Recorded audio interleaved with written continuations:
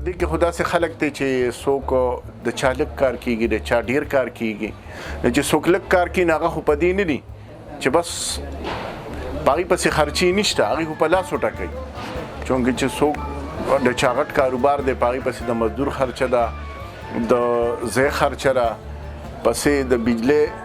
بیلونه ډیر زیات دي د هغې خرچه ده د ډیزلو خرچه ده د باغی پسې خرچې ډیرې راځي په دې کې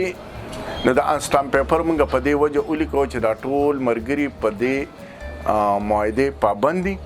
ان شاء الله د ما امید دی چې کوم ملګري موږ سره دي په دې کې نه هغه به دغه نه کې کوچون کې څوک غلطي وکړي او څوک دا خو به زیاتې کوي ځان سره به زیاتې کوي هغه خپل کمیونټي سره به زیاتې کوي چې د دې خلاف ورزي وکړي بیا به موږ هغه جرمانه کوو او جرمانه به تیلو 50,000 روپۍ به جرمانه الو او یو میاشت په دکان بندي چونکه کاغه جرمانه نه ورکوله نو بیا به مونږه د عدالت دروازه ټکو